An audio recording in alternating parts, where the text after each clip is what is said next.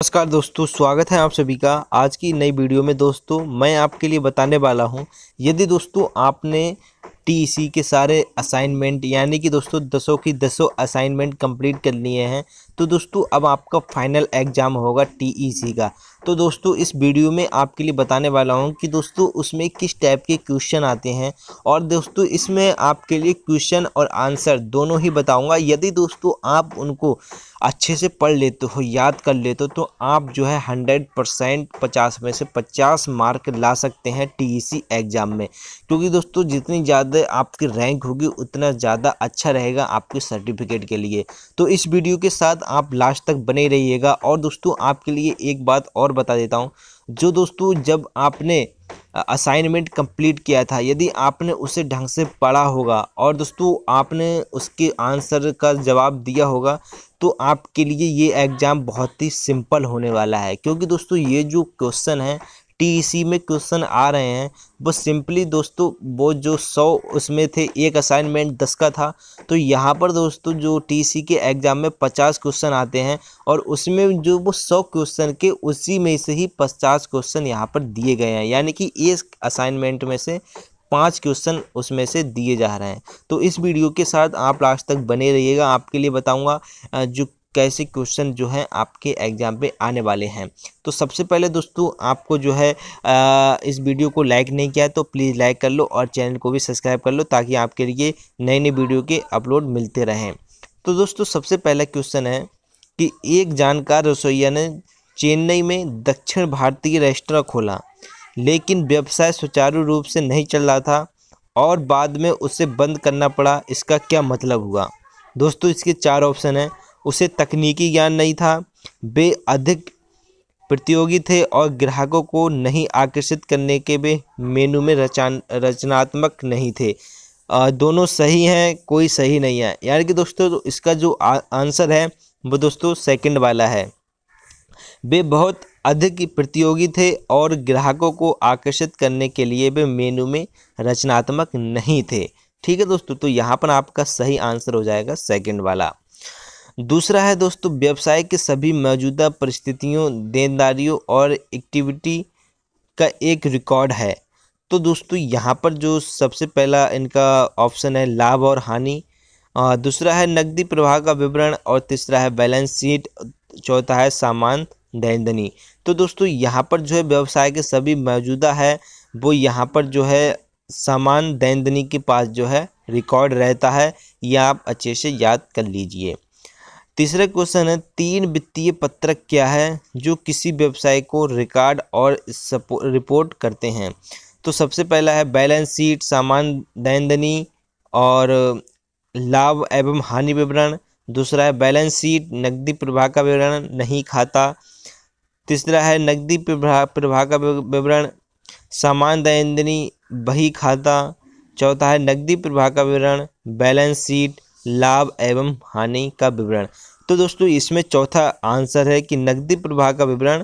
फिर आप जो है बैलेंस शीट निकालेंगे, फिर बाद में पता लगेगा कि लाभ और हानि क्या हुआ है। चौथा दोस्तों क्वेश्चन है, बैलेंस शीट एक व्यवसाय के सब आय और एक निश्चित से अधिक लागत का एक रिकॉर्ड है। यानी कि दोस्तों इन्होंने लिखा है कि बैलेंस शीट एक व्यवसाय के सब आय और एक निश्चित से अधिक लागत का एक रिकॉर्ड है। तो दोस्तों यहाँ पर इसका आंसर आएगा सही है, क्योंकि दोस्तों बैलेंस शीट में ही सबका रिकॉर्ड रहता है। पांचवा क्वेश्चन है, इक्विटी और लायबिलिटीज एक बैलेंस शीट में पहले आता है, इसके बाद संपत्ति होता है, सही या गलत? तो दोस्तों पहले ये भी सही है, इक्विटी और लायबिलिटीज एक जो है दोनों ही आता है, फिर इसके बाद संपत्ति आता है। छठा क्वेश्चन है, सही समीकरण का चयन करें। तो सबसे पहले ऑप्शन है कुल संपत्ति बराबर कुल लायबिलिटीज प्लस एक्टिविटी, और दूसरा है कुल लायबिलिटीज कुल बराबर कुल संपत्ति प्लस एक्टिविटी। तीसरा है कुल एक्टिविटी बराबर कुल संपत्ति प्लस कुल लायबिलिटीज। चौथा है इनमें से कोई नहीं। तो दोस्तों इसका आंसर है, तो दोस्तों इसका जो आंसर होगा वो होगा सी वाला, कुल एक्टिविटी बराबर कुल संपत्ति प्लस कुल लायबिलिटीज। ठीक है दोस्तों, ये आप अच्छे से समीकरण को याद कर लीजिए। 7वां क्वेश्चन है दोस्तों, एक व्यवसाय डैश की बिना लंबे समय तक जीवित नहीं रह सकता। श्रम शक्ति, कैश, भूमिका, रूप व्यवस्था, इनमें से कोई नहीं। तो आपको पता है कि दोस्तों कैश के बिना जो है कोई भी व्यवसाय है लंबे समय तक नहीं रह सकता। यदि उसके पास कैश नहीं होगा तो वो लंबे समय तक नहीं रह सकता है। 8वां दोस्तों क्वेश्चन है कि गीता की किराने की दुकान है, ग्राहकों ने पहले उसे ही 5,000 रुपये का भुगतान कर दिया है। गीता ने सप्ताह के अंत में अपने सप्लायर को 2,000 रुपये देने का फैसला लिया। एक्रुअल बेसिस के अनुसार उसकी लाभ की गणना कीजिए। तो यहाँ पर दोस्तों 5 में से 2,000 रुपये घटा दीजिए, आपका आंसर हो जाएगा 3,000 रुपये। ठीक है। 9वां क्वेश्चन है, दुनिया भर में लेखाकार लेन देन को रिकॉर्ड करने के लिए ट्रिपल एंट्री सिस्टम का उपयोग करते हैं। 9वां क्वेश्चन दोस्तों यहाँ पर कहना है कि सभी जो दुनिया भर के रिकॉर्ड के लिए ट्रिपल एंट्री का ही यूज करते हैं। तो दोस्तों ये बात गलत है, क्योंकि जो है सब जो है अलग अलग तरीके से उपयोग करते हैं, कोई एक तरीका उपयोग नहीं करता है। ठीक है, तो ये गलत है।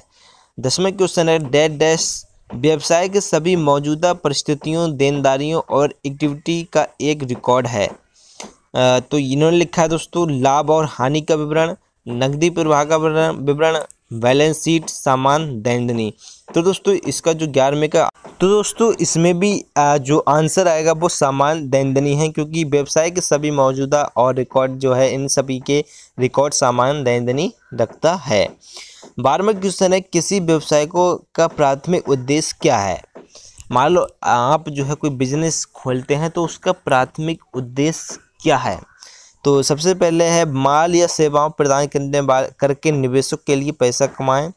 दूसरा है सेवाओं के लिए सामान प्रदान करके खुदरा विक्रेताओं खेल के लिए पैसा कमाएं। सामान्य सेवाएं प्रदान करके ग्राहकों के लिए पैसे कमाएं। इनमें से कोई नहीं। तो दोस्तों सीधी सी बात है, माल या सेवाएं प्रदान करके निवेशक के लिए पैसा कमाएं, यानी कि आप माल बेचोगे फिर तब पैसा कमाओगे। ठीक है। 13वां क्वेश्चन है, व्यवसाय के लिए प्रमुख निवेश वस्तु क्या है। तो सबसे यदि आप व्यवसाय कुछ खोलेंगे तो उसके लिए किस किस चीज़ की ज़रूरत पड़ेगी।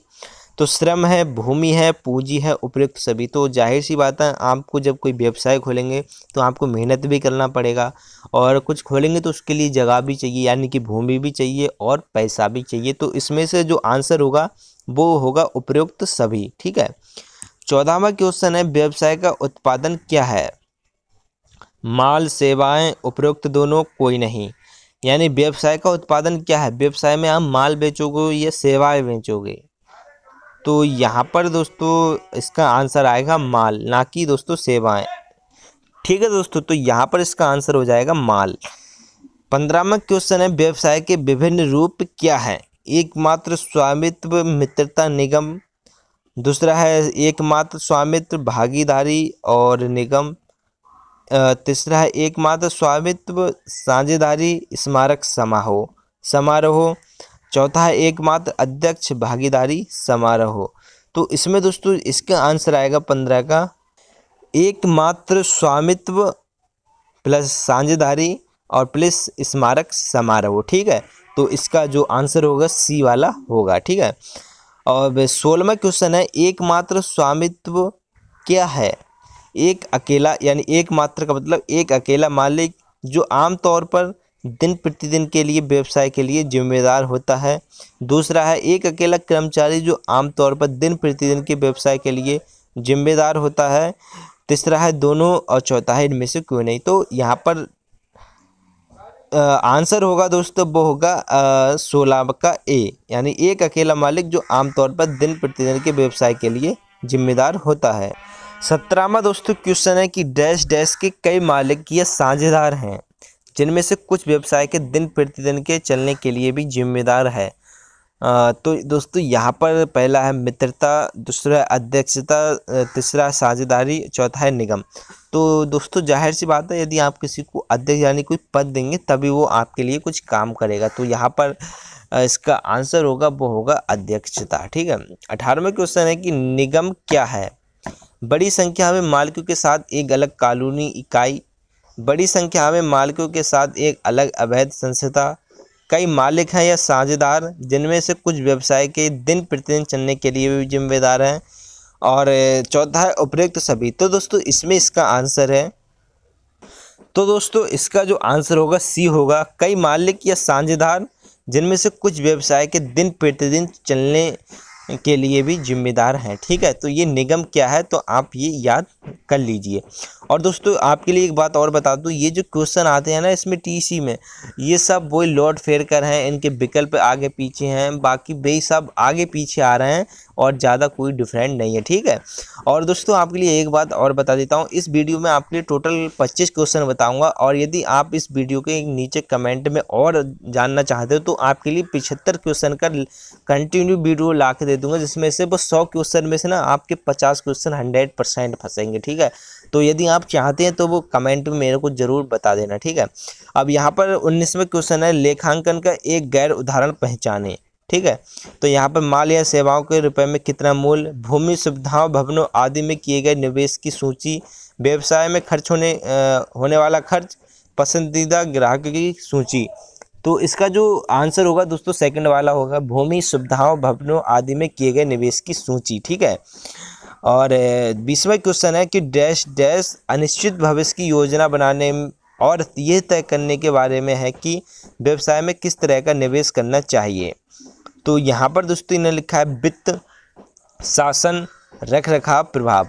तो इसका जो आंसर होगा दोस्तों वित्त। ठीक है दोस्तों, वित्त अनिश्चित भविष्य की योजना के लिए योजना बनाने और तय करने के बारे में एक व्यवसाय को निवेश करना चाहिए, वित्त को। ठीक है दोस्तों, 21वां क्वेश्चन है कि एक व्यवसाय डैश डैश एक व्यवसाय के लिए पूंजी जुटाने का एक तरीका है, लेकिन पूंजी प्रदान करने वाली संस्थाओं को चुकाने के लिए कोई दायित्व नहीं है।